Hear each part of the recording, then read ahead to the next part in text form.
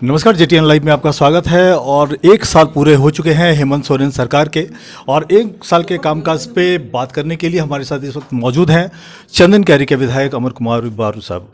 अमरदा, स्वागत आपको जेटीएन news India पे। धन्यवाद, आप सबको जोहार। सबसे पहली बात कि एक साल बीत चुका है हेमंत सोरेन सरकार का, सबसे बड़ा कंसर्न जो पब्लिक का भी है वह है लॉ एंड ऑर्डर। आपको क्या लगता है कि साल भर के अंदर जो लॉ एंड ऑर्डर है वो कितना डिटोरिएट किया है? ये अब आम लोग भी ये कहने लगे हैं। देखिए, जो एक साल रहा हेमंत सोरेन जी की सरकार का या गठबंधन की कांग्रेस आरजेडी और जेएमएम की सरकार का, ये ऐतिहासिक रूप से असफल रहा है। मैं कह सकता हूँ कि इतनी असफल झारखंड बनने के बाद कोई भी सरकार नहीं रही। लॉ एंड ऑर्डर तो इतना डिटोरिएट हुआ कि आज लोग अपने बहू बेटियों को या फिर घर से बाहर जाने देने से भी लोग चिंतित होने लगे हैं।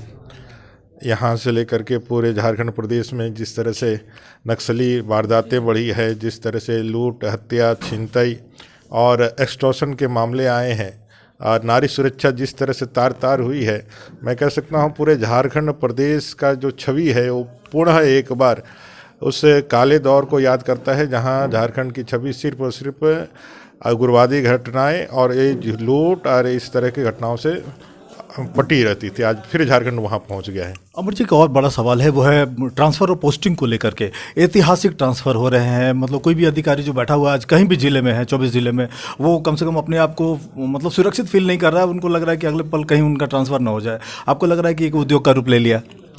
पिछले एक साल में विकास के सारे कार्य कोरोना का बहाना बना करके बंद किए हुए हैं। इस पूरे कोरोना संकट काल में सरकार का जो एक ही काम रहा है वो ट्रांसफ़र पोस्टिंग का कार्य। ये उद्योग बन चुका है झारखंड में, और बिना पैसा, बिना किसी नेगोशिएशन के। आपने देखा होगा कि एक वन विभाग के पदाधिकारी ने अपने सचिव को लिख करके चिट्ठी से, जब मेरा ट्रांसफ़र किया जाए, मेरे पैसा इतना मैं देने के लिए तैयार हूँ। इस तरह की घटनाएँ भी यहाँ हो चुकी है। तो यह जो एक उद्योग बन चुका है झारखंड में, और यही कारण है कि भाई बिना पैसे लेकर के ट्रांसफ़र नहीं होने के कारण जो पदाधिकारी यहाँ आते हैं वो अपने कमाने पे ज़्यादा लगते हैं, ना कि अपने कर्तव्य के निर्वहन में लगते हैं। और इसीलिए पूरा लॉ एंड ऑर्डर और पूरा सिस्टम जो है डिटोरिएट होकर के चरमरा गया है और एक तरह से कॉलेप्स होने के कगार पर खड़ा हो गया है झारखंड। एक सवाल अभी तो आपसे थोड़ी देर पहले एक स्टेटमेंट आया जो बीजेपी विधायक दल के नेता हैं बबलू मरांडी जी का। आपसे कुछ देर पहले उन्होंने ये कहा है कि ऑर्गेनाइज्ड क्राइम में लोग इन्वॉल्व हैं, कोयला चोरी, लोहा चोरी और दूसरे तरह के जो क्राइम हैं। आपको लगता है कि वाकई जो राइवल जो सत्ता में जो बैठे हुए लोग हैं वो वाकई इन्वॉल्व हैं इसके अंदर? क्या पूरा संथाल परगना का पूरा क्षेत्र देख लें, किस तरह से पत्थर उद्योग में उनके लोग या उनके परिवार के लोग किस तरह से लगे हुए हैं, कोयला को किस तरह से संगठित यहाँ से तस्करी किया जा रहा है।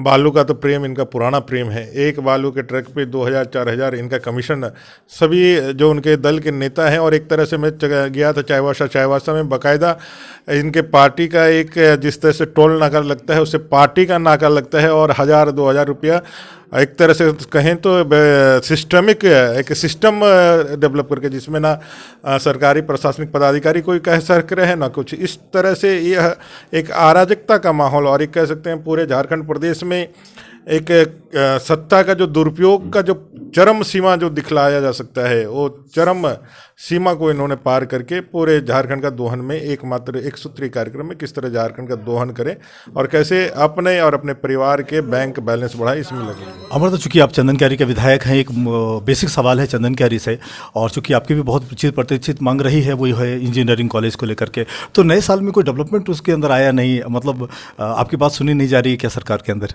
देखिए, सरकार ने चंदन कैरी तो कुछ दिया नहीं, लेकिन आते के साथ चंदन कैरी का जो इंजीनियरिंग कॉलेज यहाँ हमारा जो सेंक्शन हो गया था, जिसका टेंडर हो गया था, भूमि का सत्यापन हो गया था, सारी चीज़ें प्रोसेस कंप्लीट हो गई थी। अब उसको सिर्फ शुरू होना था, आधारशिला रखना था।